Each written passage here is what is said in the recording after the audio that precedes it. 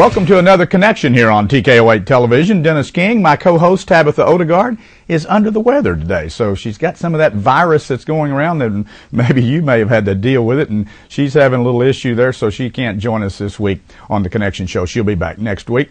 As always, we like to go out and get different entities to come in and talk about important things that are going on around the broadcast area, and we have two groups or two individuals today that's going to talk about I think something that we need to talk about here. The first thing we're going to talk about is recycling. Stay with us. We'll be back on Connection in just a moment.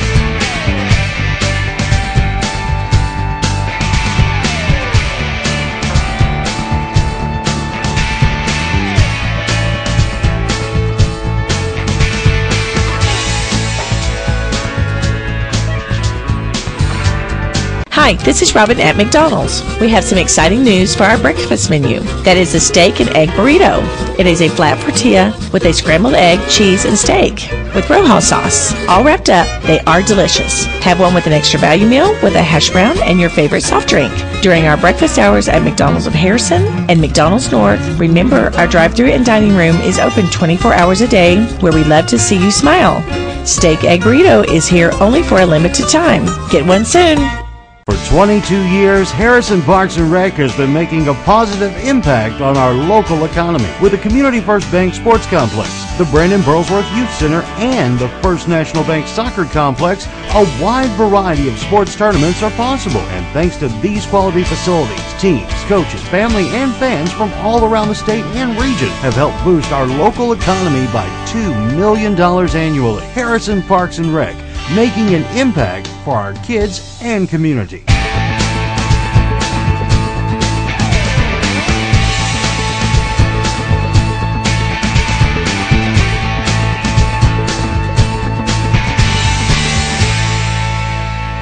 Back on Connection here on TKO8 Television. Our first guest in the studio today has brought a lot of trash in with her.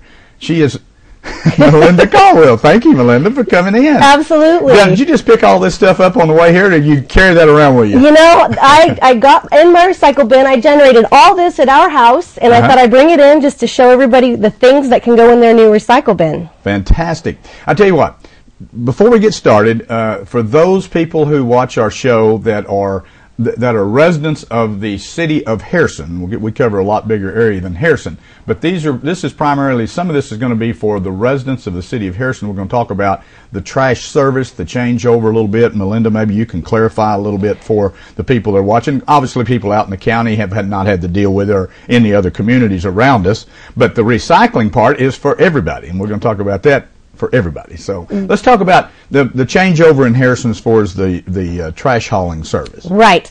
It was time for the trash service to go up for bid. Okay. So the city council really wanted to have a trash service that was strong in recycling. Okay. So they spent about a year and a half working on creating a bid. Initially, the city wanted to get into the business of trash and recycling, and it ended up going out for bid, and Methven and Inland both submitted their bids. Inland came in at a cheaper rate. Okay. And so the city awarded the bid to Inland. Okay. So that's why we have this new service. And well, anytime you have a changeover of any kind of service, particularly something that touches a lot of people, you're going to have some bugs in it. You're going to have a few issues, and I know we've had a few issues. Yes. What about so I've heard people out there say, well, you know, they're not picking my trash up on time. Yes. As with any transition, and traditionally when you go from one hauler to another, there's going to be rocky bumps in the road, and there have been with this. Learning new routes, new drivers. Our trucks are automated. They have an arm that pick up the containers. Okay. So there's a learning curve on all that. There's also a shortage of containers, but we have our containers in. They're getting them delivered. I know the Wednesday and Friday routes are really big routes for them, so some folks might notice their trash was picked up in the morning and it's getting picked up later in the afternoon. They're still working it out, but it's getting better and better by the day. So I feel confident that in a year from now, we're going to be feeling real, and it's not going to take a year at all, but I mean, I think it's just getting better and better every day, and I appreciate everybody's patience, and I know the city council does too. Another thing that I've heard on the street has been, okay, they've got each one has been given 2 trash containers, each residential customer. Right. Now, why is that largest container for recycling? The one with the gold top? Yeah, exactly. Okay. I know that's kind of a stumper because it's like, whoa, this is such a large container. The truth is, about 65 to 70% of what we generate in our household is a recyclable item. Okay. And what the City Council voted for was a very extensive recycling program. So you can recycle all plastics 1 through 7. Now, 1 and 2s are your typical soda bottles, milk jugs, but when you get through 3 through 7, you're looking at packaging. Like if you get a big package of water, the plastic that's wrapped around that water can go in your recycle bin. Pick up that Dole bag. Now, what Like would that this, be? What this is a romaine lettuce package. This can go in. This is packaging. Okay. And now the only thing is you cannot put food, you can't put contaminated packaging in your recycle bin. Okay. But all packaging, cardboard, junk mail, any bottle with a neck, any piece of paper that rips, can all go loosely into that in the big container. You don't have to separate it. That's Absolutely another question. not. No, they all want it to be loose because it's hand sorted. Okay. So they just want that to go in loose. Rinse it out, throw it in loose, and when you do that, including pizza boxes, Okay. the information that went out said pizza boxes were not recyclable in Harrison, but that is not true. They are. Okay. Just throw all that loose, and when you do that, you'll see that you will have much less trash. Sure. You really will, because really about 70% of what we throw away is recyclable. You know, and the reason why we want to recycle is, you know, whenever you throw something in the trash and it goes to the landfill, it costs a lot of money to create the landfill cell, about $1 million to even prepare the land for trash. Then once you put the trash in there, you have to, and the cell is closed, you have to babysit that trash for up to 30 years or more. Wow. And what happens in that cell is a liquid is created. It's called leachate. And it's got ammonia and phosphorus and all kinds of toxic chemicals that have to be properly processed. It doesn't make a lot of sense when you look at the costs of hauling leachate, about $1,000 every time a tanker truck leaves, maybe up to 5 times a week. When you look at the costs of that over 30 years and what's in that landfill cell is stuff like this that can be turned into another aluminum can, Right. or turned into a bumper to a car, or turned into toilet paper, that just doesn't make a lot of sense from a cost standpoint or an environmental standpoint for that matter. So that's why the City Council really wanted to be responsible with their waste diversion and provide everybody an opportunity to reuse what's reusable and throw away what really needs to be thrown away.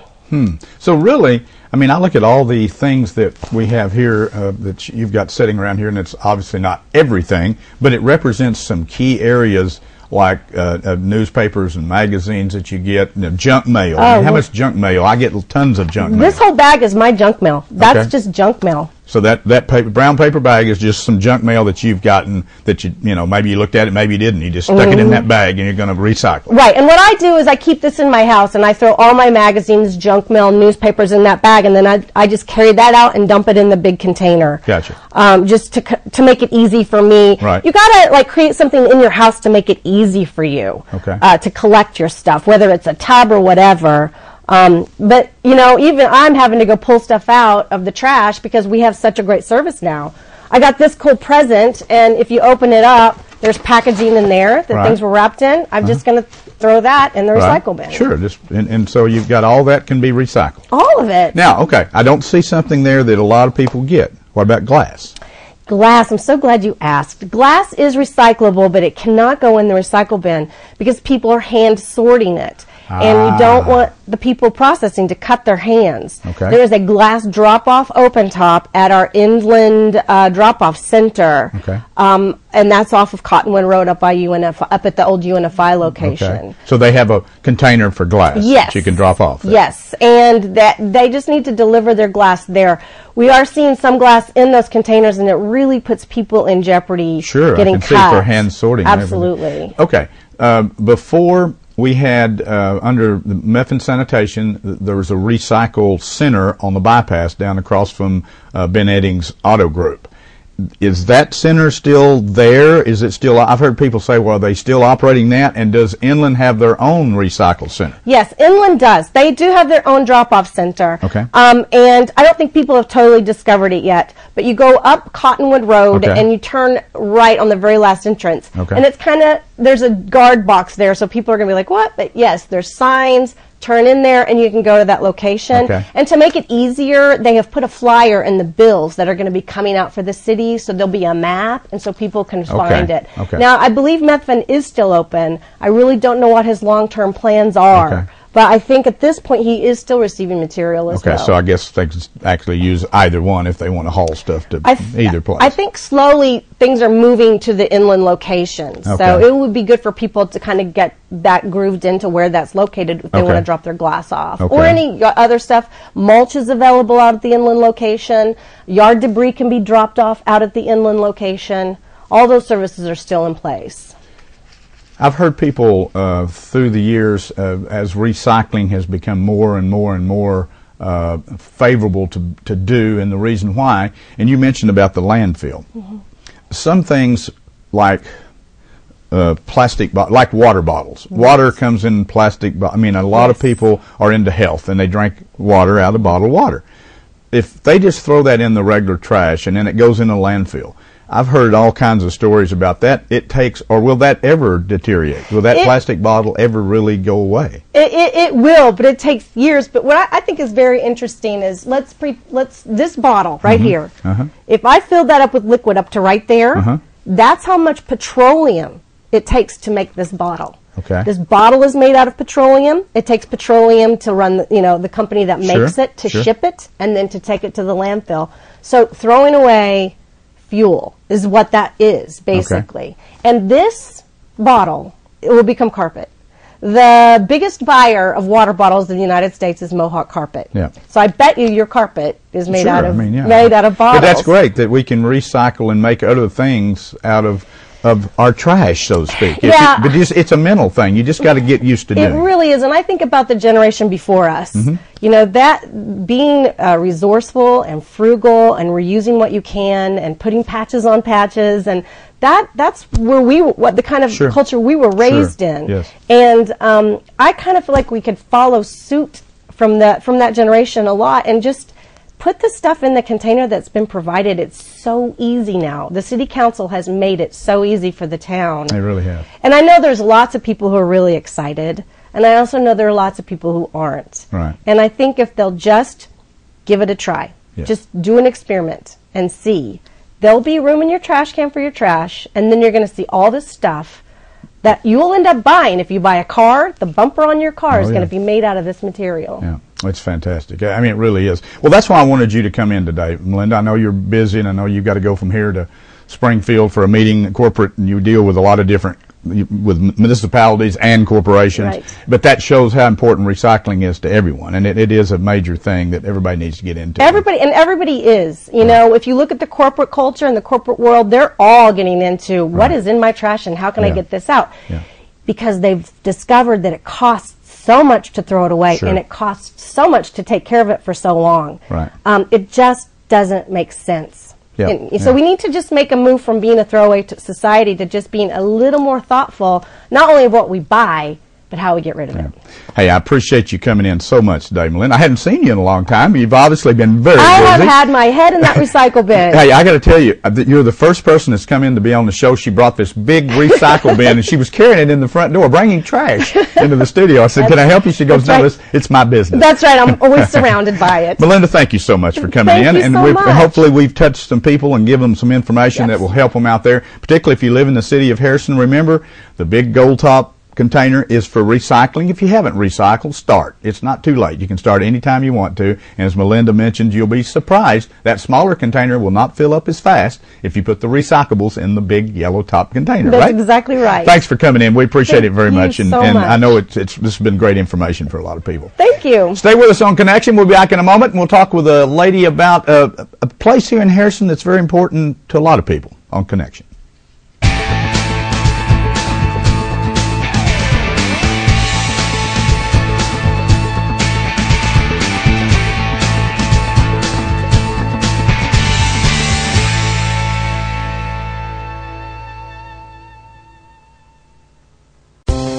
Healthgrades, the leading independent healthcare ratings organization in the nation since 1998, has named North Arkansas Regional Medical Center as a recipient of the Healthgrades Joint Replacement Excellence Award for 2012.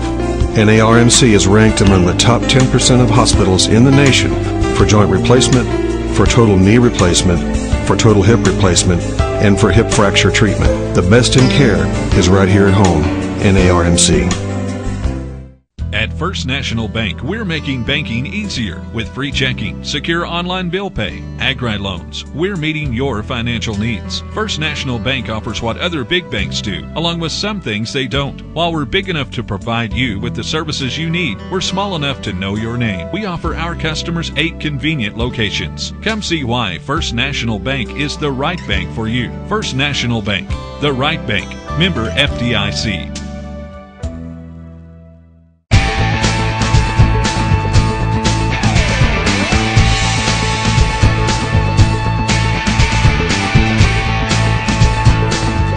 Back on Connection here on TKO8 Television. Dennis King, my co-host Tabitha Odegaard, is under the weather today. We hope she gets feeling better before next week. She's kind of got that virus that's going around, and hopefully you haven't had it. But in our studio, our second guest today has to do with a location that maybe a lot of people don't even know about, but it's Kendra Conway. Thank you so much for being with us today, Kendra. Thanks for having me. We tried to get together back a few months ago, and then I had to cancel on you, and you had something come up. We finally got you in here. Finally. We're going to talk Thank about you. The Children's Charity Ministry. Okay, your location, as far as the thrift store goes, is in the Yonah Shopping Center. Is that correct out here?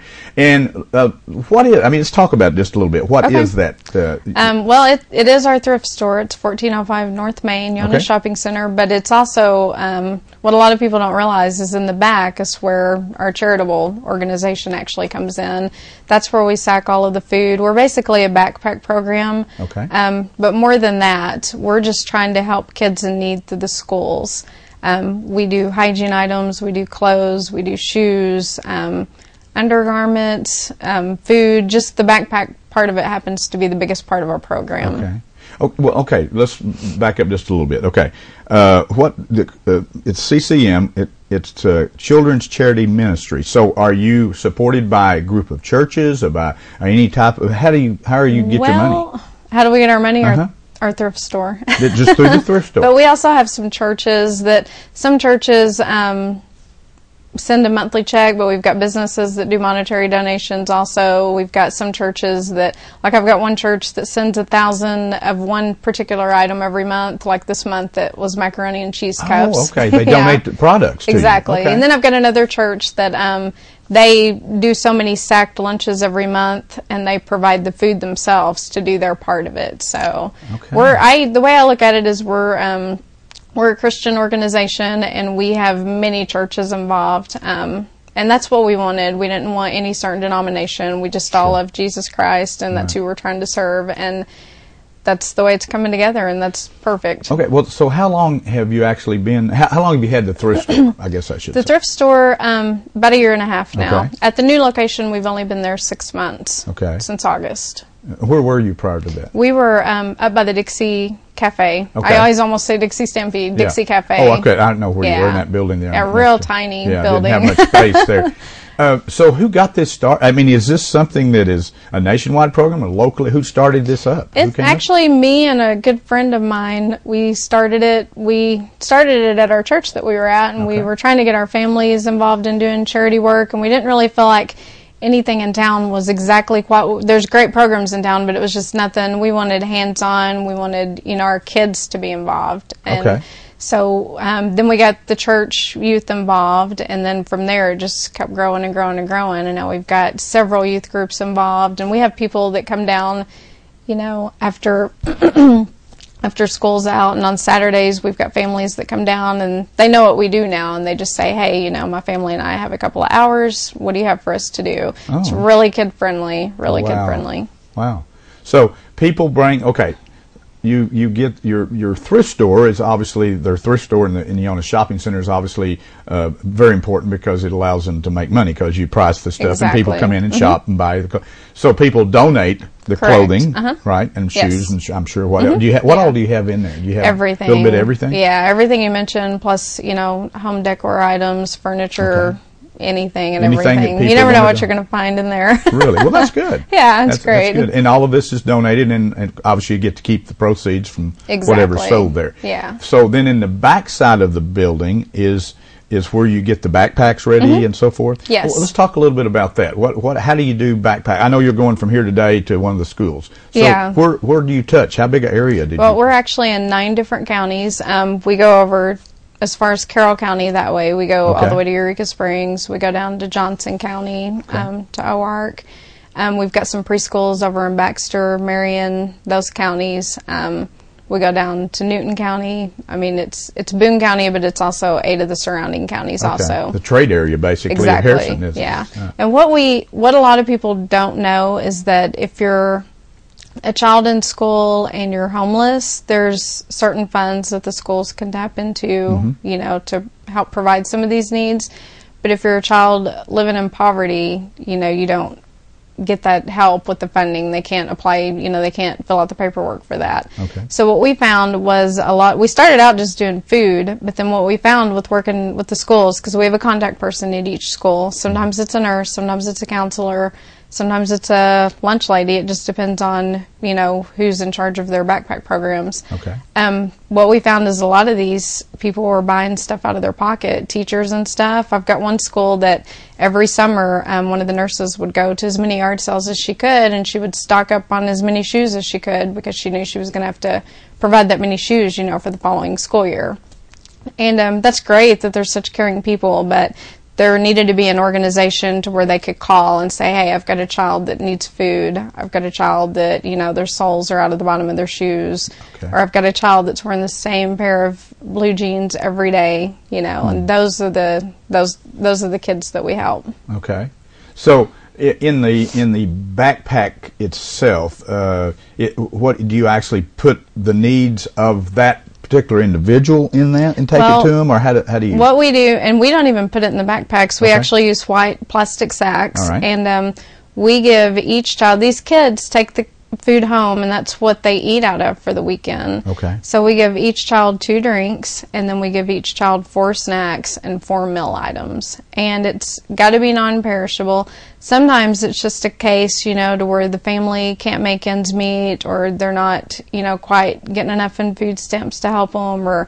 But sometimes it's just, you know, the kids don't have anyone that, you know, cares. That is sadly sometimes the case. So we do non-perishable items that are easy for kids to fix, even as young as preschool, you know, that they can pop the top open. And snacks are super easy to come up with. There's so many healthy snacks, but it's hard with the meals, you know, without giving them the same stuff over and over every weekend. But so we put 10 items in a bag, and then we know at each school how many kids they have a need for, and then they give each child a bag for the weekend, and that's how the child eats on the weekends. Okay, so I understand now that what you were saying.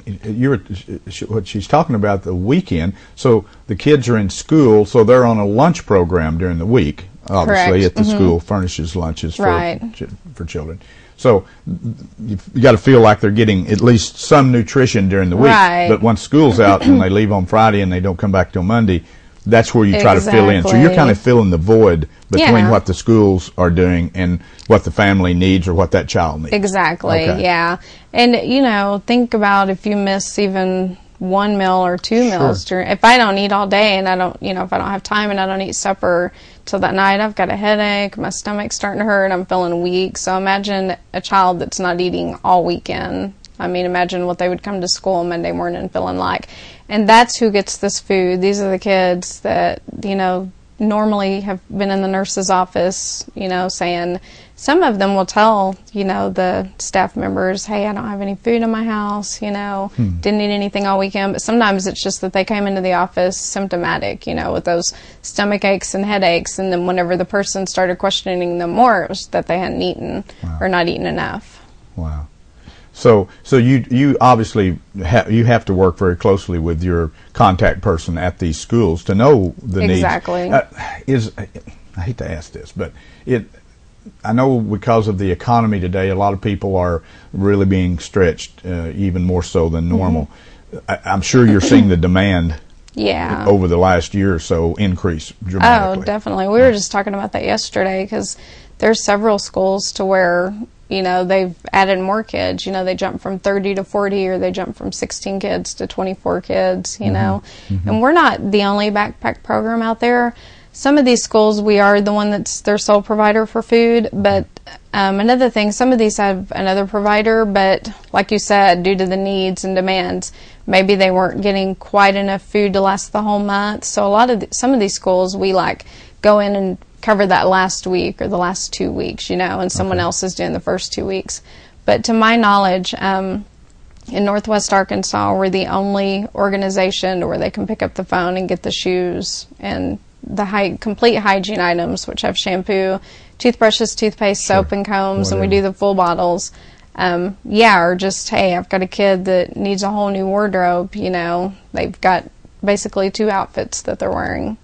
So you basically take the shopping list, so to speak, and put together a kit or put together whatever and take it to them. We get their sizes. Well, you really, okay, are you a paid staff member now? I mean, I know you started this. I am, yeah, and I'm glad you brought that up. I was a volunteer. We were all volunteers for the first 2 years, and I'm actually a registered nurse, and I was nursing full-time and doing this first part-time and then full-time. And then the needs just started going up, and we were getting so many donations. So we thought, okay, well, we're getting so many donations, you know, how can we have a steady income to help with these needs? So then we opened up the thrift store, and even for the first, 6 months, we still just volunteering.